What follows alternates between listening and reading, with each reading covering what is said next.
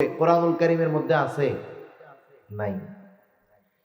আপনি যদি গোটা দুনিয়ার সব মুফাসসিরে কোরআনদেরকে একত্রিত করে বলেন, আল্লাহ তাআলা যেই কোরআনের মধ্যে নামাজের নির্দেশ দিয়েছে, শুধুমাত্র সেই কোরআনের মধ্য থেকেই আমাদেরকে 2 রাকাত ফজরের সুন্নাত নামাজের পদ্ধতিটা বাইর করে দিবেন। নবীজির হাদিস দেখা যাবে না, সুন্নাত দেখা যাবে না। গোটা দুনিয়ার সব মুফাসসির যদি একত্রে কিয়ামত পর্যন্ত হায়াত পায় চেষ্টা করে, নবীজির সুন্নাত নবীজির হাদিস বাদ দিয়া 1 রাকাত নামাজ কেমনে পড়তে হবে এই পদ্ধতি বাহির করতে পারবে না। নামাজের আদেশ করেছেন আল্লাহ, ওই নামাজ কেমনে পড়তে হবে শিখিয়েছেন মুহাম্মাদুর রাসূলুল্লাহ। এই জন্য নবীজি সাল্লাল্লাহু আলাইহি ওয়াসাল্লাম জানায় দেন, নামাজ কিভাবে পড়বা, আমাকে যেভাবে নামাজ পড়তে দেখো সেইভাবে নামাজ পড়ো। নবীজি শিখিয়েছেন নামাজ, আদেশ করেছেন আল্লাহ, নামাজ শিখাইছেন মুহাম্মাদুর রাসূলুল্লাহ। কোরআনুল কারীমের মধ্যে রুকুর কথা আছে, ওয়ারকাউ মা'আর রাকিঈন, তোমরা রুকুকারীদের সাথে রুকু করো। রুকু অর্থ ঝুঁকা, ঝুঁকে পড়া। এখন কতটুকু ঝুঁকতে হবে, কিভাবে ঝুঁকতে হবে, এই কথা বিস্তারিত আল্লাহ তাআলা বলেন নাই। নবীজি প্র্যাকটিক্যাল রুকু কেমনে করতে হবে, কতটুকু ঝুঁকতে হবে, কতটুকু মাথা নোয়াতে হবে, কতটুকু সমান থাকবে, এই বিষয়গুলো পরিপূর্ণ আমাদের শিখিয়েছেন মুহাম্মাদুর রাসূলুল্লাহ। এজন্য নবীজির কিছু সুন্নাত আছে যেগুলো ফরজ, কিছু সুন্নাত আছে ফরজ, কিছু সুন্নাত আছে সাধারণ সুন্নাত, কিছু সুন্নাত আছে যেগুলো ওয়াজিব। তাহলে যে কোনো ইবাদতের পদ্ধতি হবে মুহাম্মাদুর রাসূলুল্লাহ সাল্লাল্লাহু আলাইহি ওয়াসাল্লামের। 3 নাম্বার, ইবাদত আল্লাহর দরবারে কবুল করানোর জন্য যেই ইবাদত করবে সেই ইবাদতের মাসলা মাসাইল গুলো জানতে হবে। রাসূল আকরাম সাল্লাল্লাহু আলাইহি ওয়াসাল্লাম এই জন্য জানায় দেন, তালাবুল ইলমি ফরিদাতুন আলা কুল্লি মুসলিম, দ্বীন ইলম শিক্ষা করা প্রত্যেক মুসলমান নরনারীর উপরে ফরজ। এখন একজন নামাজ পড়বে, সে যদি নামাজের মাসলা মাসাইল গুলো না জানে, তাহলে তার নামাজ হলো কি হলো না, নামাজ ভেঙে গেল কি গেল না, সে নিজেও জানতে পারবে না। কথা বুঝতেছেন? মাথা জাগাইতেছেন, কিন্তু আমার নজর বলতেছে আপনাদের খেয়াল কথার দিকে নেই। এটা বোঝা যায়, এখানে যারা বসে কথা বলতে, এরা লাখ মানুষও যদি, লক্ষ মানুষ যদি সামনে থাকে, এমনিই বোঝা যায় যে মানুষের খেয়াল আছে কিনা। তাকায় থাকলেই তো হবে না, কিন্তু খেয়াল যে নাই এটা আমি এমনি বুঝতে পারছি। তাহলে যেই ইবাদত করতে হবে সেই ইবাদতের মাসালাগুলো জানতে হবে। এখন নামাজের যেই মাসালাগুলো আছে, কোন নামাজি যদি মাসালাগুলো পরিপূর্ণ না জানে, নামাজের ফরজ কোনগুলো, ওয়াজিব কোনগুলো, নামাজ ভাঙ্গে কিসে, ওযু ভাঙ্গে কিসে, এই কারণগুলো যদি না জানে, তাহলে দেখা যাবে যে অনেক সময় সে নামাজ পড়তেছে কিন্তু তার নামাজ হয় না। এখন নামাজ পড়ার ক্ষেত্রে নামাজের ফরজ আছে বাহিরে ভিতরে 13 ফরজ, জানা আছে আপনাদের? বাড়ি কই আপনাদের? চট্টগ্রাম না? আপনারা কি মাথা জায়গায় কথা কন নাকি? আল্লাহ জবান দিছে? তাকবীর দেন তো একটা, নারায়ে তাকবীর। অবস্থা কি আপনাদের? নারায়ে তাকবীর। সামনের লোকগুলা যে কি হয়েছে বুঝতেছি না, না শীতে ডাউন হয়ে গেছে? তাকবীর দেন, নারায়ে তাকবীর। আর একটু জোরে, নারায়ে তাকবীর। মাশাআল্লাহ। নামাজের বাহিরে ভিতরে 13 ফরজ। বলেন তো, যদি কোনো ফরজ ছুটে যায় তাহলে কি নামাজ থাকে না যায়? নামাজ থাকে। এখন মনে করেন একজন নামাজি নামাজে দাঁড়াইছে, 13 ফরজ তার জানা নাই। এখন নামাজ ছুটে গেল না নামাজ আছে, ও কি জানতে পারবে? পারবে না। ফরজ ছুটে গেলে নামাজ হয় না, ফরজ ছুইটা গেলে সাউ সিজদা দিলে কাজ হয় না। নামাজের ওয়াজিব আছে 14টা। ওয়াজিব যদি ছুটে যায় তাহলে সাহু সিজদা দেওয়া লাগে। আল্লাহর বান্দা যদি নামাজের ওয়াজিব গুলো না জানে তাইলে সাহু সিজদা কেমনে দিবে, সে টেরও পাবে না, তার নামাজও হবে না। নামাজ সম্পৃক্ত মাসালাগুলো জানাও ফরজ। নামাজ হওয়ার জন্য পবিত্রতা দরকার, ওযু দরকার। যদি নাপাক থাকে গোসল করার দরকার। ওযুর ফরজ আছে না, গোসলেরও ফরজ আছে। এখন যদি সে গোসলের ফরজগুলা না জানে, আদায় যদি না করে, বলেন তো সে পবিত্র হবে নাকি? সে যদি পবিত্র না হয়, বাইতুল্লাহ গিয়াও যদি নামাজ পড়ে, নামাজ কবুল হবে নাকি? ওযু ভাঙ্গার কারণ আছে, ওযুর ফরজ আছে। সে যদি ওযুর ফরজগুলো না জানে তাহলে তার ওযু হবে না। ওযু যদি না হয় নামাজ হবে না। আবার দেখেন ওযু ভাঙ্গার কিছু কারণ আছে। ওযু ভাঙ্গার 7টা কারণ। সে যদি না জানে কোন কারণগুলোয় ওযু ভেঙে যায়, তাহলে দেখা যাবে কোন সময় তার ওযু ভাঙছে, ওযু ভাঙ্গার কারণে নামাজ হয় নাই, সে নিজেও টের পাবে না। তাহলে যেই ইবাদত করবে সেই ইবাদতের মাসালাগুলো তার কি করতে হবে? জানতে হবে। এগুলো ফরজ জানা। এজন্য নবী বলেন দ্বীনি ইলম শিক্ষা করা প্রত্যেক মুসলমান নরনারীর উপরে ফরজ। হজ করবে, হজের কিছু ফরজ আছে, হজের ওয়াজিব আছে। সে যদি ফরজ বাদ দিয়া সুন্দর মতো হজ করে এসে নামের আগে হাজি সাহেব লাগায়, নামের আগে হাজি সাহেব হবে, পাবলিক হাজি ডাকবে ঠিক, কিন্তু হজ তো আল্লাহর কাছে কবুল হবে না। সেজন্য দ্বীনি ইলম শিখার দরকার। এখন কোথায় শিখবো? আমাদের দেশে সাধারণত 3 ভাবে দ্বীনি ইলম শেখে। কয় ভাবে? 1 নাম্বার মাদ্রাসায়। এই জন্য আমাদের আগামী প্রজন্ম যারা আছে, ছোট ছোট বাচ্চা যারা আছে, বড় মানুষদের তো মাদ্রাসায় ভর্তি হওয়া সম্ভব না। ছোট ছোট বাচ্চাদের আগে আমরা দ্বীনি ইলম শিখাবো। মনে রাখবেন, জরুরতে দ্বীন শিক্ষা দেওয়া এটা প্রত্যেক অভিভাবকের উপরে ওই সন্তানের হক। আপনি যদি আপনার ছোট বাচ্চাকে, আপনার অধীনস্থ যারা আছে এদেরকে যদি জরুরতে দ্বীনের যেই জ্ঞান অপরিহার্য ফরজ, এই পরিমাণ দ্বীনি ইলম যদি আপনি আপনার সন্তানকে না শেখান, 1 নম্বরে সন্তানের হক নষ্ট করলেন। 2 নম্বরে ওই সন্তান যদি বদ্দিন হয়, কিয়ামতের দিন ওই সন্তান আপনার জান্নাতে যাওয়ার বাধা হয়ে দাঁড়ায়। এজন্য আমরা শুধু সন্তানদেরকে দুনিয়াবি লাইনে বড় করার চেষ্টা করি। ডাক্তার, ইঞ্জিনিয়ার, টাকার মেশিন আর এটিএম বুথ বানাইতে চাই। পটিয়ার মানুষ তো সব ব্যাংকের মালিক, পটিয়ার মানুষরা চিন্তা করে আমাগো এলাকায় তো সব ব্যাংকের মালিক, সবগুলোই তো আমাদের এলাকার, তাইলে আমরা আমাদের সন্তানগুলাকেও মানুষ এটিএম বুথ বানায় ফেলবো, টাকার মেশিন বানায় ফেলবো। এ কাজ করেন না। আপনি আগে তাকে দ্বীন শেখান, নাইলে যে কি ক্ষতি হবে এই দুনিয়ায় থাকতেই আপনি টের পাওয়া শুরু করবেন।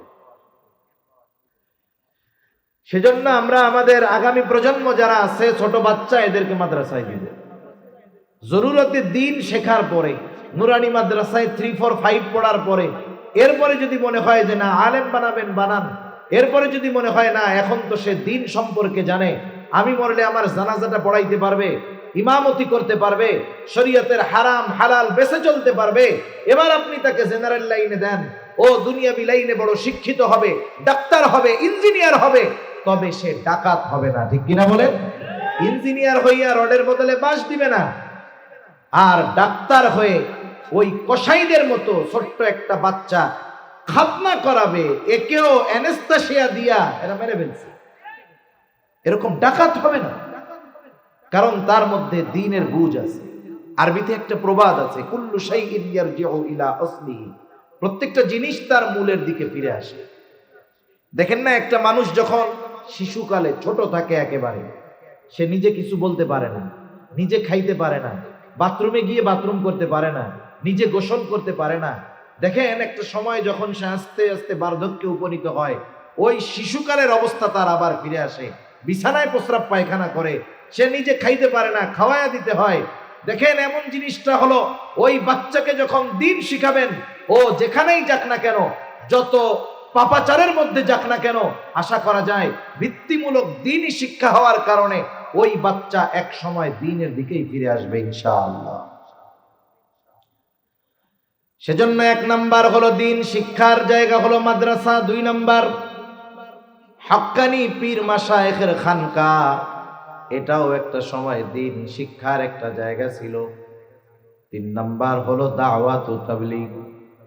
যারা মুরব্বী হয়ে গেছে, বুড়ো হয়ে গেছে, বয়স হয়ে গেছে, মাদ্রাসায় যাওয়ার সুযোগ নাই, এই মানুষগুলো দাওয়াত ও তাবলীগে মেহনত করে সময় দিয়ে তারা জরুরতে দিন তথা দিনের উপরে চলার জন্য যতটুকু জ্ঞান দরকার উলামায়ে কেরামের সান্নিধ্যে থেকে সেগুলো শিখে আসবে। একটু সময় নিয়ে বের হবে, 1 চিল্লা 2 চিল্লা 3 চিল্লা দিবে, এতে ফায়দা কি হবে? যদি উলামায়ে কেরামের সাথে যায় তাহলে নিজের যতটুকু প্রয়োজন, নিজের যতটুকু জরুরত, এই লম্বা সময় যেহেতু দুনিয়ার কোনো কাজ নাই, বাড়ির কাজ নাই, ঘরের কাজ নাই, বাজারে যাওয়া লাগে না, দোকানপাটে যাওয়া লাগে না, এই সময়টাতে এই 3-4 মাসের মধ্যে মোটামুটি দিনের উপরে চলার জন্য যা তার দরকার ইনশাআল্লাহ আশা করা যায় সে শিখে আসতে পারবে। এই জন্য আপনাদের একটা দাওয়াতও দেই, এই যে আগামী মাস 2, 3, 4 উলামায়ে কেরামের তত্ত্বাবধানে বিশ্ব ইজতেমা হবে। আমাদের যাদের সুযোগ আছে, যুবক হোক, তরুণ হোক আর বৃদ্ধ হোক, যাদের সুযোগ আছে, সময় আছে, একটু হিম্মত করে নিয়ত করে বের হয়ে যাবেন যে আমি 1 চিল্লায় যাব, 2 চিল্লায় যাব, 3 চিল্লায় যাব। আপনি যান, আল্লাহর রাস্তায় গেলে এর ফায়দা আপনার বুঝে আসবে, এর উপকার বুঝে আসবে। মনে করেন অনেকে আমরা সময় থাকার পরেও অবহেলা করি, সময় দেই না। বলেন তো আল্লাহ না করুক যদি আমি অসুস্থ হয়ে যাইতাম, আমার যদি হাত পা ভেঙে যাইতো, আমার তো 6 মাস বিছানায় পড়ে থাকা লাগতো কি লাগতো না? এজন্য অতি জরুরি কাজ যাদের নাই, এখন থেকেই একটু মানসিকভাবে প্রস্তুতি নেন যে আমরা 1 চিল্লা 2 চিল্লা 3 চিল্লা যে যেরকম পারি সময় দিব ইনশাআল্লাহ। দেওয়া যাবে না ইনশাআল্লাহ? আল্লাহ তৌফিক দান করুন। তাহলে যে কথা বলতেছিলাম, আমলে সালেহ হওয়ার জন্য 1 নাম্বার শর্ত হলো ইখলাস, 2 নাম্বার শর্ত হলো সুন্নাত, 3 নাম্বার শর্ত হলো ইলম তথা যেই আমল করবে সেই আমলের ব্যাপারে পরিপূর্ণ জ্ঞান অর্জন করবে। 4 নাম্বার ইবাদত কবুল হওয়ার অন্যতম শর্ত হলো হালাল খাবার। হালাল খাবার, হালাল খাবার ছাড়া ইবাদত কবুল হয় না। আল্লাহ রাব্বুল আলামিন হালাল খাবারের ব্যাপারে কতটা গুরুত্ব দিয়েছেন। হালাল খাবার যেমন জরুরি, সাথে সাথে হালাল উপার্জনটাও জরুরি। উপার্জনও হালাল হতে হবে, খাবারও হালাল হতে হবে। উপার্জন হারাম, খাবার যদি হালাল হয় কাজ হবে না। উপার্জন হালাল, খাবার যদি হারাম হয় কাজ হবে না। উপার্জনও হালাল হতে হবে, খাবারটাও হালাল হতে হবে। অনেক মানুষ আছে হারাম উপার্জন করে, ওইটা নিয়ে টেনশন নাই, কিন্তু হালাল খাবারের ব্যাপারে বড় সতর্ক। আছে না এরকম? হালাল উপার্জনের ব্যাপারে কোনো টেনশন নাই, অথচ কেউ যদি হালাল উপার্জনের নিয়তে, হালাল খাবারের নিয়তে, হালাল উপার্জনের নিয়তে কেউ যদি বের হয়, কোনো কাজ করে, নিয়ত যে আমি এই কর্মের দ্বারা হালাল উপার্জন করব, তাহলে ওই উপার্জনটাও, ওই কর্মটাও ইবাদত হিসাবে তার আমলনামায় যোগ হবে। সুবহানাল্লাহ। হালাল উপার্জনের জন্য আল্লাহ বের হইতে বলছে। আল্লাহ তাআলা বলেন, فَإِذَا قُضِيَتِ الصَّلَاةُ فَانتَشِرُوا فِي الْأَرْضِ وَابْتَغُوا مِن فَضْلِ اللَّهِ। আল্লাহ রাব্বুল আলামিন বলেন, فَإِذَا قُضِيَتِ الصَّلَاةُ فَانتَشِرُوا فِي الْأَرْضِ। তোমরা নামাজ শেষ করার পরে জমিনের মধ্যে ছড়ায় পড়ো। কি করবা জমিনে ছড়ায়া? وَابْتَغُوا مِن فَضْلِ اللَّهِ, আল্লাহর দেওয়া অনুগ্রহ থেকে অনুগ্রহ অন্বেষণ করো। বলেন তো আল্লাহর অনুগ্রহ হালালের মধ্যে নাকি হারামের মধ্যে? হালালের মধ্যেই আছে আল্লাহর অনুগ্রহ। এখানে উদ্দেশ্য হলো নামাজের পরে তোমরা হালাল উপার্জনের জন্য জমিনের মধ্যে ছড়ায় পড়ো, আর ওইখান থেকেই উপার্জন করো যেই জায়গায় আল্লাহ তাআলার অনুগ্রহ আছে। হারামের মধ্যে আল্লাহর অনুগ্রহ নেই, হালালের মধ্যে আল্লাহর অনুগ্রহ, হারামের মধ্যে আল্লাহর অনুগ্রহ নাই। এজন্য কেউ যদি হালাল উপার্জনের নিয়তে বের হয় তারটা ইবাদত। নবীজি বলেন, কাসবুল হালালি ফরিদাতুন বাদাল ফরিদা, ফরজ ইবাদতের পরে অন্যতম ফরজ ইবাদত অন্যতম ফরজ ইবাদত হলো হালাল উপার্জন করা। কিন্তু আফসোস, আজকে হালাল উপার্জনের চিন্তা আমাদের মধ্যে নাই। আমরা চিন্তা করি যেই পাশ দিয়ে যা সে কামাই নিতে পারি যত, আজকে হারাম উপার্জনটাকে আমরা সাধারণ মনে করি।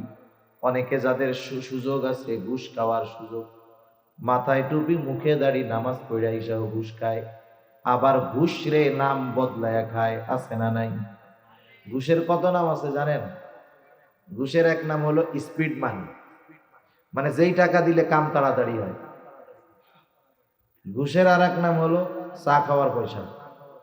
চা খাইতে কয় টাকা লাগে? এক কাপ চার দাম 10 টাকা, ভালো হোটেলে খাইলে নিলে 50 টাকা। কিন্তু ওরা যে কোন কাপে আর কি চা খায় আল্লাহ জানে। যেটা কম খায় ওইটারও বলে এক কাপ চার দাম 1000 টাকা। কয় চা পানের কিছু টাকা দিলেন না? বিভিন্ন জায়গায় মানুষের সাহায্যের জন্য বিভিন্ন জায়গায় সরকার কিছু লোকরে নিয়োগ দিয়ে রাখছে আমার আপনার উপকারের জন্য, কাজ করার জন্য। মনে করেন ইউনিয়ন পরিষদে আছে, ভূমি অফিসে আছে, প্রত্যেক জায়গায় আছে না লোক নিয়োগ দেওয়া। সরকার তাকে মাস শেষে বেতন দেয় না? এ বেতনটা দেয় কোথার থেকে? জনগণের ট্যাক্স থেকেই তাকে দেওয়া হয়। তার মানে আমি আপনি ওই সমস্ত অফিসে গিয়ে তারা যে আমাদের উপকার করে তা না, বরং আমাদের উপকার করার কারণে আমরা তাদেরকে টাকা দেই, ফিস দেই। টাকাটা সরাসরি তার হাতে যায় না, গভর্নমেন্টের মাধ্যমে তার কাছে যায়। কিন্তু আফসোস, ওইসব চেয়ারে যারা বসছিল পাবলিকের খেদমত করার লাইগা, পাবলিকের খেদমত করার জন্য, কিন্তু উল্টা পাবলিকের যাইয়ে তাকে খেদমত করা লাগে। আপনি যদি বলেন আমার এই কাগজটা দরকার, দেখবেন ও 3 ঘন্টায় খুঁজে পায় নাই। টেবিলের তল দিয়ে একখান ধরাই দিবেন, দেখবেন 3 মিনিটও লাগবে না, বের হয়ে চলে আসছে। এটা এক ধরনের জুলুম। ঘুষ তো আছে, হক নষ্ট জুলুম। সেজন্য এই ধরনের কাজ কাম করা যাবে না। চা খাওয়ার নামে ঘুষ নেওয়া যাবে না। আবার যদি কেউ ইচ্ছা কইরা ঘুষ প্রদান করে সেও অপরাধী। আর রাশি ওয়াল মুরতাশি ওয়ার রায়েশ, ঘুষ দাতা, ঘুষ গ্রহীতা আর মধ্যস্থতাকারী উভয়ে সমান অপরাধী। আমাদেরও অভ্যাস খারাপ। আমরা গিয়া বলি ভাই কাজটা করে দেন, চা পানের টাকা দিমুনে। আরে ওইটা তো কাজটা করাই তোর দায়িত্ব। আপনি আগে গিয়ে কেন চা পানের কথা বলেন? তার মানে আপনিও অপরাধী, ও অপরাধী। আবার যদি কেউ মধ্য থেকে মধ্যস্থতা করে দেয়, ও সমান অপরাধী। এজন্য সাবধান, এই ধরনের খারাপ কাজের মধ্যে আমরা যাব না। এগুলো খুব খারাপ কাজ। উপার্জনটা করতে হবে হালাল। মানুষ উপার্জন যা হোক এটার দিকে নজর দেয় না, খাবার হালাল কিনা এটার দিকে খুব দেখে। মনে করেন একজন লোক এরকম স্পিড মানি দিয়ে পকেট ভরে ফেলছে। স্পিড মানি মানে ঘুষের টাকা তার পকেটে ভরা। এখন বাজারে আসছে, নামাজ কালামও আবার পড়ে। মাঝে মধ্যে আমরা যে অনলাইনে দেখি যে ভাইরাল হয়েছে, নামাজি ব্যক্তি টুপি মাথায় দিয়ে খাইতেছে ঘুষ টুস। এখন ও যদি ঘুষ খায়, বলেন তো এটা তো নিঃসন্দেহে হারাম, তাই না? নিঃসন্দেহে হারাম না, নাকি সন্দেহ আছে আবার আপনাদের? ঘুষ যে হারাম কোনো সন্দেহ আছে? এখন একজন যদি হারাম রে হারাম মনে করে খায়, বড় গুনাহ হইল ঠিক, কিন্তু বেঈমান হইল না। কিন্তু ওই বেটা যদি এই ঘুষটাকে নিজের জন্য বৈধ মনে করে খায়, ও যে বেঈমান কোনো সন্দেহ নাই। এদেশের অনেক মানুষ আছে এই ঘুষটাকে তারা বৈধ মনে করেই খায়। আর পাবলিক কি করবে? ওরে তো না দিলে কাজ হবে না, উপায় নাই, বাধ্য হইয়া দেয়। এখন ওই ঘুষের টাকা তার পকেটে ভরা, টাকাটা তো হারাম কোনো সন্দেহ নেই। এখন বাজারে আসছে, বাজারে এসে দেখি বড় একটা গরু জবাই হয়েছে। বড় গরুর গোস্ত ছোট গরুর গোস্তের চাইতে একটু মজা বেশি। গরুর গোস্তর স্বাদই ভিন্ন রকম। আমরা হইলাম এরকম মুসলমান যে গরুর গোস্ত না খাইলে আমাদের নিজেদেরকে মুসলমান মুসলমান মনে হয় না। এখন গরুর গোস্ত কেনার জন্য কসাইয়ের কাছে গেছে। আপনারা হয়তো জানেন, কসাই যত বড় গরু হোক, ওদের সিস্টেম আছে, 2-3 জনে মিলে ওই বড় গরুরে জবাই দিয়ে ফেলে। আর কোরবানির সময় এক গরু আমরা 15 জন ধরি, এরপরেও অর্ধেক জবাই দেওয়ার পরে ওই গরু লাফ দিয়ে উঠে যায় আমাদের হাত থেকে। আমাদের কৌশল জানা নাই। এখন ওই লোক ওয়াজের মধ্যে শুনছে যে হালাল প্রাণীর গোস্ত যদি ইচ্ছা কইরা যদি কোনো হালাল প্রাণী জবাই দেওয়ার সময় আল্লাহর নাম বাদ দেওয়া হয় ইচ্ছা কইরা, তাইলে ওই হালাল প্রাণীর গোস্ত আর হালাল থাকে না। এখন কসাইরে গিয়ে জিজ্ঞাসা করতেছে, এই নামাজ কালাম তো পড়ো না, উল্টা পাল্টা তো করে বেড়াও, এই যে গরু যখন জবাই দিছিলা বিসমিল্লাহ কইছিলা? আল্লাহর নাম কি বলছিলা? কসাইও তো চালাক কম না, বলে চাচা এ মাসালা আমি খুব ভালো জানি, আমি জানি যদি ইচ্ছা কইরা বিসমিল্লাহ বাদ দেই তাইলে গরুর গোস্ত হারাম হয়ে যাবে। আমি এত বোকা না কাকা, নামাজ কালাম পড়ি না, এই শাস্তি আল্লাহ আমারে দিতেও পারে, ইচ্ছা করলে মাফ করে দিতে পারে। কিন্তু আমি যদি ইচ্ছা কইরা বিসমিল্লাহ বাদ দিয়া এই গরুর গোস্ত সবাইরে খাওয়াই, যতজন হারাম খাবে সবাই গোনা হবে, আমার জান্নাতে যাওয়ার কোনো উপায়ও থাকবে না। আমি ঠিক মতোই বিসমিল্লাহ বইলাই এটা জবাই দিছি। আচ্ছা, তাইলে তো গরুর গোস্ত হালাল আছে, কোনো সন্দেহ নাই। এইবার বলে দাও আমারে 10 কেজি গোস্ত দাও। সুন্দর মতো হালাল 10 কেজি গোস্ত নিয়ে পকেট থেকে যেই টাকাটা দিছে সেটা কি গন্ধ? বিষয়টা হইল হারাম টাকা দিয়ে যদি কেউ হালাল কিনে, এটাও হারামের মতো। এটাও কিসের মতো? হারামের মতো। কেউ যদি ভালো জিনিস, একজন জমজম পানি নিয়ে আসছে সৌদি আরব থেকে, জমজমের ফজিলত শুইনা ও চিন্তা করছে পানি তো চাইলে দিবে না, তাহলে চুরি করে খেয়ে ফেলি। বলেন তো, পানি ঠিকই জমজমের খাইলো, কিন্তু কামটা কি হইছে? সোয়াব হইছে? গোনা হইছে না? এই যে টাকাটা আনছে ওটা অন্যের হক নষ্ট করে আনছে। এখন ও যে হালাল জিনিস কিনলো, ও তো হালাল টাকা দিয়ে কিনে নাই, ওটাও হারামের মতো। এজন্য উপার্জন হতে হবে হালাল, সাথে সাথে খাবারটাও হতে হবে হালাল। এখন কেউ যদি হারাম উপার্জন করে, হারাম খায়, বড় বড় কয়েকটা ক্ষতি হয়। 1 নাম্বার ক্ষতি, যে হারাম খায়, হারাম উপার্জন করে, আল্লাহ রব্বুল আলামিন তার দোয়া কবুল করে না। দোয়া কবুলের যত সময় আছে, যত স্থান আছে, হারাম খরের কোনো দোয়া কবুল হয় না। ও বাইতুল্লাহর গেলাফ ধরে যদি ঝুলে থাকে তাও ওর দোয়া কবুল হবে না। নবীজি সাল্লাল্লাহু আলাইহি ওয়াসাল্লাম একজনের ব্যাপারে উপমা দিচ্ছেন। একটা লোক বহু পথ সফর করে আসলো, তার উস্কো খুস্কো চুল, তার ক্লান্তির ছাপ, সে আল্লাহর কাছে কায়কোনা বাক্যে দোয়া করতেছে, কায়কোনা বাক্যে একাগ্রতার সাথে আল্লাহর কাছে দোয়া করতেছে। নবীজিকে আল্লাহ তাআলা ওই ব্যক্তির হালত বুঝায় দিলেন। সাহাবায়ে কেরাম মনে করতেছে, আহারে এই ব্যক্তি যেমনে কাকুতি মিনতির সাথে দোয়া করতেছে, আল্লাহ তাআলা এই ব্যক্তির দোয়া ফিরায় দিতে পারেন না।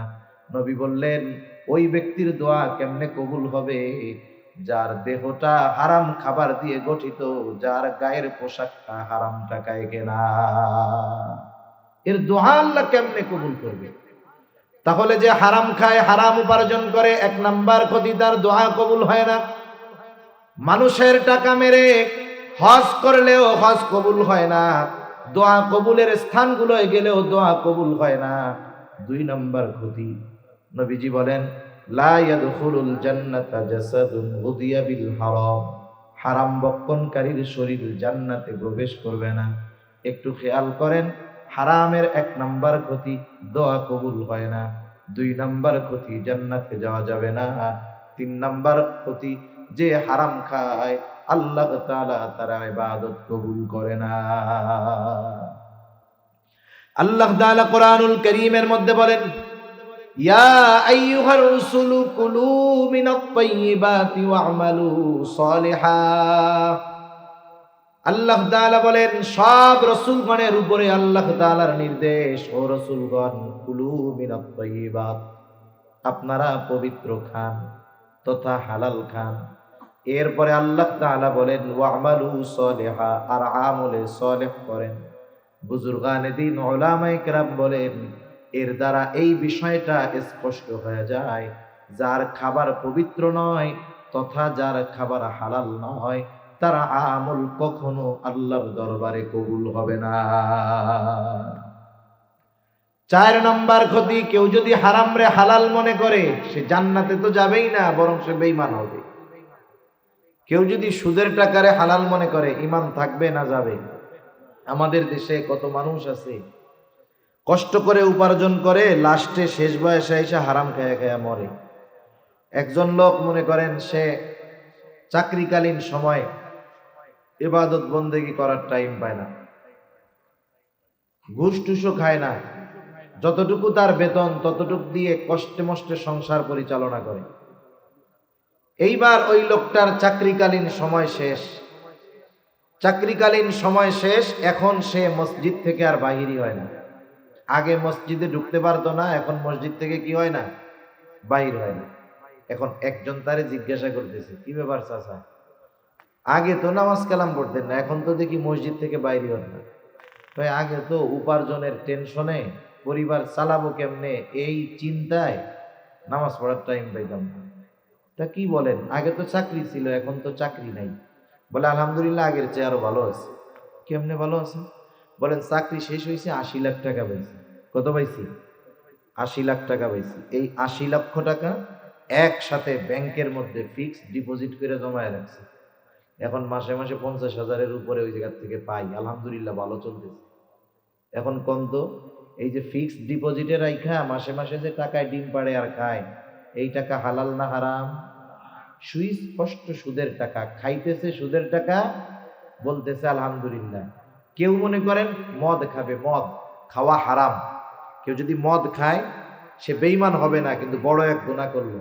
কিন্তু কেউ যদি একটু ঠাট্টা মস্কারি করতে যায়, কয় বিসমিল্লাহ কইয়া মদ খায়, ও সাথে সাথে বেঈমান হয়ে যাবে, কোনো সন্দেহ নেই। খাইতেছে সুদের টাকা, বলে আলহামদুলিল্লাহ। এই যে ওইটাকে হালাল মনে করতেছে, বৈধ মনে করতেছে, হারামকে হালাল মনে করার কারণে সে ঈমান হারা হয়ে যাইতেছে। ঠিক কিনা বলেন? এজন্য আমরা যেই বিষয়গুলো আলোচনা করতেছিলাম, আল্লাহ তাআলা বললেন ইমানদার নারী হোক আর পুরুষ হোক, সে যদি আমলে সালেহ করে, কয় ধরনের পুরস্কার? জোরে বলেন। ইমানদার নারী হোক আর পুরুষ হোক, আমলটা যদি আল্লাহর দরবারে কবুল হতে হয় কিছু শর্ত আছে। এক নাম্বার, অন্যতম শর্ত হলো ইবাদতটা হবে আল্লাহর সন্তুষ্টির জন্য। দুই নাম্বার, ইবাদতটা হবে রাসূলুল্লাহ সাল্লাল্লাহু আলাইহি ওয়াসাল্লামের পদ্ধতিতে। তিন নাম্বার, ওই ইবাদত, সে যেই ইবাদত করবে সেই ইবাদতের সকল মাসলা মাসাইল জানা থাকতে হবে। চার নাম্বার, তার উপার্জন এবং খাবার উভয়টাই হালাল হতে হবে। এই বিষয়গুলো ঠিক থাকার পরে যখন মুমিন কোন ইবাদত করবে, ওই ইবাদত যত ছোট হোক না কেন, তার ওই ইবাদত যিনি কবুল করবেন তিনি কে? ইবাদত যদি কবুল হয়, দুই ধরনের পুরস্কার আমি শেষ করে দিব। দুই ধরনের পুরস্কার। এক নাম্বার, আল্লাহ তাআলা বলেন ফালানুহইয়ান্নাহু হায়াতান তাইয়্যিবা। এক নাম্বার হলো ওই মুমিন নারী অথবা পুরুষকে দুনিয়ায় পবিত্র জিন্দেগি দান করা হবে, পবিত্র হায়াত তাকে দেওয়া হবে। ফালানুহইয়ান্নাহু হায়াতান তাইয়্যিবা, তাকে হায়াতে তাইয়্যিবা দেওয়া হবে। আমরা অনেক সময় দোয়া করি না, আল্লাহ আপনি আমাদের হায়াতে তাইয়্যিবা দেন, অমুককে হায়াতে তাইয়্যিবা দেন। হায়াতে তাইয়্যিবা মানে কি? মুফাসসিরিনে কেরাম যে কয়েকটা অর্থ করেন, এর সমষ্টিগত অর্থটা এরকম আসে যে সচ্ছলতার সাথে অমুখাপেক্ষী ইবাদত গুজার, ইবাদত করার সাথে তার গোটা হায়াত অতিবাহিত হবে। তার মানে সে দুনিয়ার জগতে ইবাদতের মজা পাবে, দুনিয়ার জগতে অমুখাপেক্ষী থাকবে। আল্লাহ তাআলা তাকে হালাল ভাবে সুখ, স্বাচ্ছন্দ্য, শান্তি প্রদান করবে। এ দুনিয়াতে তার যতটুকু প্রয়োজন ওইটুকুর ব্যবস্থা আল্লাহ তাআলা করবে। সুবহানাল্লাহ। এখন বলেন, আমার যদি কারো কাছে হাত পাতা না লাগে, দুনিয়ায় যতটুকু প্রয়োজন ততটুকুর ব্যবস্থা যদি হয়ে যায়, ইবাদতে যদি আমি মজা পাই, গুনার থেকে যদি বাঁচতে পারি, তাইলে এর মতো সুন্দর হায়াত, এর মতো সুন্দর জীবন অতিবাহিত করা আর কিছু কি হইতে পারে? আল্লাহ তাআলা বলেন হায়াতে তাইয়্যিবা, উত্তম জিন্দেগি আমি তাকে দান করব। এক ধরনের পুরস্কার। দ্বিতীয় ধরনের পুরস্কার আল্লাহ তাআলা দিবেন আখিরাতে। আমি শুরুতেই বলেছি, আল্লাহ তাআলা দুনিয়াতে কোন সৎকর্মশীলের সৎকর্মের পূর্ণ প্রতিদান আল্লাহ দুনিয়াতে দেন না, সাম্যক দেন, কিন্তু মূল প্রতিদান দিবেন আখিরাতে। এরপরে আল্লাহ তাআলা বলেন কি দিব তাকে? ওয়ালা নাজজিয়ান্নাহুম আজরাহুম বিআহসানি মা কানু ইয়ামালুন। দুনিয়াতে সে যা ইবাদত করছে ওই ইবাদতের তুলনায় অনেক অনেক গুণ বেশি উত্তম প্রতিদান আমি আল্লাহ তাআলা তাকে দিব। সুবহানাল্লাহ। তাহলে আমরা যেই ইবাদত করি দুনিয়ায়, ওই ইবাদতের চাইতে বহু গুণ বেশি উত্তম প্রতিদান আল্লাহ তাআলা আমাদেরকে আখিরাতে দিবেন। এজন্য সম্মানিত সুধী, আমরা হারাম থেকে বাঁচবো। ইবাদতগুলো ছোট হোক, আল্লাহর দরবারে যেন কবুল হয়, এই বিষয়গুলোর ব্যাপারে ঠিক থাকবো। হালাল খাবারের কথা আসলো বইলাই দেই। আপনারা যারা সোশ্যাল মিডিয়ায় ফেসবুক আছে দেখবেন, কয়দিন ধরে একটা ছবি আমরা দেখতেছি যে একটা পেজ থেকে এরকম ছাড়ছে যে এই মাসে মূল লাগো 20 কেজি গরুর মূত্র, গোমূত্র আর গোবর খাওয়াইছি। এরকম ছবি কেউ দেখছেন আপনারা? দু একজন দেখছেন কিনা জানি না। এটা খুব আকারে এখন চলতেছে। তার মানে কি বোঝা গেল? আমরা যে মিষ্টি খাই অমুসলিমদের দোকান থেকে, মুরব্বীদের মুখে খালি শুনতাম যে গরুর মূত্র দেয়, মাঝে মধ্যে গোবর দেয়, এখন ওরা নিজেই এটার স্বীকৃতি দিচ্ছে যে এটা আমরা দিয়ে মুসলমানদের খাওয়াই। একটা হলো স্বাভাবিক গায়রত এক জিনিস, রুচিশীলতা এক জিনিস, আর একটা হলো ইমানি গায়রত। অমুসলিম হিন্দুদের দোকান থেকে মিষ্টি কেনা খাওয়া জায়েজ আছে, এটা হলো সাধারণ মাসালা। কিন্তু আপনি যদি জানেন বা নিশ্চিত হন যে ওই খাবারের সাথে আপনাকে আমাকে নাপাক মিশায় খাওয়ানো হয়, তখন কি খাওয়া যাবে? সব জায়েজের উপরে আমল করা যায় না। অনেক জায়েজ আছে, ওই ধরনের জায়েজ কাজ করতে গেলে রুচিতে বাঁধে। একটা উদাহরণ দিই, কষ্ট নিয়েন না। একজন মনে করেন থুতু ফালাইছে এই জায়গায়, নিচেই ফালাইলো থুতু। বলেন তো থুতু কি হারাম নাকি? থুতু কি হারাম? যদি হারাম হইতো তাইলে তো কত গিলি আমরা রোজার মাসেও খাই। থুতু যেটা মুখে আসে, মাত্রাতিরিক্ত যদি না হয়, স্বাভাবিক যেটা আসে ওটা গিললে রোজা ভাঙে না। এখন থুতু যদি হারামই হইতো তাইলে তো রোজা ভেঙে যাইতো, গোনা হইতো। এখন থুতু একজন নিচে ফেলছে, এখন কেউ যদি ওই থুতু আবার জিব্বা দিয়া চাইটা খাইয়া উঠায়, এটা হারাম হবে না, ওটা তো জায়েজ আছে। ওটা তো খাবার হারাম না, ওটা তো জায়েজ, খাইলে তো গুনাহ হবে না। কিন্তু বলেন তো, এই জায়েজ কাজ যদি আপনারে আমারে 1000 টাকা দিয়া বলে, হুজুর আসছেন ঢাকা থেকে এত কষ্ট করে, এক কাজ করেন এই জায়গায় আপনার থুতু ফালান, আবার একটু জিব্বা দিয়ে চাইটা খান, আপনার 2000 টাকা দিয়া দিন। এটা আমি জীবনেও করব না, আপনাদের কেউরে দিলে করবেন? জায়েজ কাজ তো, 2000 টাকা কামাই হইব। তাহলে কিছু জায়েজ কাজ আছে যেটা করতে রুচিতে বাঁধে। এটা আমি আমার কথা বলতেছি, আমি অনেক আগের থেকে চেষ্টা করি অমুসলিমদের দোকান থেকে, বিশেষ করে যেগুলো তারা নিজেরা বানায়, নিজেদের প্রস্তুতকৃত খাবার, মিষ্টান্ন, এইসব, এটা থেকে বেঁচে থাকার জন্য আমার ওই রকম রুচিতে আসে না। কিন্তু যখন এইটা দেখলাম, এখন তো দেখলাম এটা ইমানি গায়রতের বিষয় হয়ে দাঁড়িয়েছে। এজন্য খাবারের ক্ষেত্রে আমরা চেষ্টা করব যে পবিত্র এই খাবারগুলো খাওয়ার। খাবারের প্রভাব আছে, খাবারের কি আছে? প্রভাব আছে। আমার আলোচনা শেষ, দুই একটা কথা বলতেছি। দেখেন, ইসলামী শরীয়তে অনেক ধরনের প্রাণী, অনেক ধরনের খাবার আমাদেরকে খাইতে নিষেধ করা হয়েছে। একটা উদাহরণ দেই, আমরা খাই গরু। বলেন তো, গরু তৃণভোজী পশু। গরু তৃণভোজী পশু, ওই শাক সবজি, লতা পাতা, খড়, এইগুলা খায়। ইসলামী শরীয়তে শুয়োরকে হারাম করা হয়েছে। আপনারা কি শুকর দেখছেন?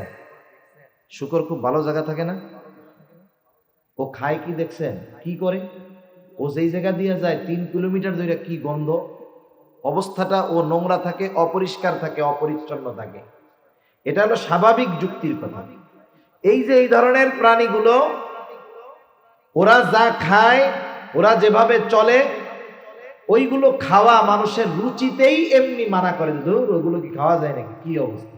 কিন্তু ইসলাম তো আগের থেকেই হারাম করছে। সাথে সাথে চিকিৎসা বিজ্ঞান বলে, যারা শুকরের গোস্ত খায়, এর দ্বারা শুকরের গোস্তের মাধ্যমে এক ধরনের কৃমি আছে, কৃমি, ওগুলো দেহের মধ্যে উৎপন্ন হয় এবং ওইটা থেকে মানুষের বড় বড় রোগ হইতে পারে, ক্যান্সার হতে পারে, মৃত্যুর কারণ হতে পারে। এজন্য ইসলাম খানা দানার ব্যাপারেও, খাবারের ব্যাপারেও যথেষ্ট সতর্কতা অবলম্বন করছে। ইসলাম কোনো জিনিস কাঁচা খাইতে বলে নাই, রান্না করে সিদ্ধ করে খাইতে বলছে। কত সুন্দর সিস্টেম। এজন্য খাবারের প্রভাব মানুষের উপরে পড়ে। এটা খাবারের হোক আর উপার্জনের হোক। যেমন যারা হারাম উপার্জন করে, দেখবেন হারাম উপার্জন করে, সুদ খায়, ঘুষ খায়, যারা সুদ ঘুষ খেয়ে অভ্যস্ত, দেখবেন তাদের হৃদয় কঠোর হয়ে যায়। মানুষ বিপদে পড়লেও সুদখোর ঘুষখোর মানুষকে সাহায্য করে না, ওরা শুধু অর্থ চিনে। এই জন্য উপার্জন হারাম হলেও ওর একটা প্রভাব পড়ে, খাবার হারাম হলেও ওর একটা প্রভাব পড়ে। উপার্জন হালাল যারা করে, কষ্ট হলেও দেখবেন তাদের এই হালাল খাবারের একটা প্রভাব আছে। আবার খাবার যারা হালাল খায়, খাবার যত নরমাল হোক, এই খাবারেরও একটা প্রভাব আছে, ঠিক কিনা বলেন? যারা আবেদ, হালাল খায়, তারা ইবাদতের মজা পায়। হালাল খাবারের প্রভাব তার চেহারার মধ্যে পাওয়া যায়। আর যেগুলো হারাম খায়, হারাম উপার্জন করে, ওর গায়ের চামড়া যত সাদা হোক না কেন, ওর চেহারার মধ্যে ওই যে একটা কর্কশতা, হারামের যে একটা প্রভাব, এটা তার চেহারার মধ্যে বিস্তার লাভ করে। সেজন্য আমরা আমাদের আমলগুলাকে আমলে সলেহ হিসাবে পরিণত করার জন্য যে কাজগুলো করার দরকার আমরা করবো তো ইনশাআল্লাহ। সর্বোপরি কথা, হারাম খাবো না, হারাম উপার্জন করব না, অন্যরটা মেরে খাবো না, তাহলে কিয়ামতের দিন আল্লাহ তাআলার কাছে ধরা পড়তে হবে। আল্লাহ সুবহানাহু ওয়া তাআলা আমাদের সকলের ছোট বড় আমলগুলাকে আমলে সলেহ হিসাবে আল্লাহ তাআলার কাছে কবুল হওয়ার জন্য যেই যোগ্যতাগুলো অর্জন করার দরকার, আল্লাহ সুবহানাহু ওয়া তাআলা সেই যোগ্যতাগুলো আমাদের অর্জন করার তৌফিক দান করুন। সকলে বলি আমিন। ওয়া আখিরু দাওয়ানা আনিল হামদুলিল্লাহি রাব্বিল আলামিন। আসসালামু আলাইকুম ওয়া রাহমাতুল্লাহি ওয়া বারাকাতুহু।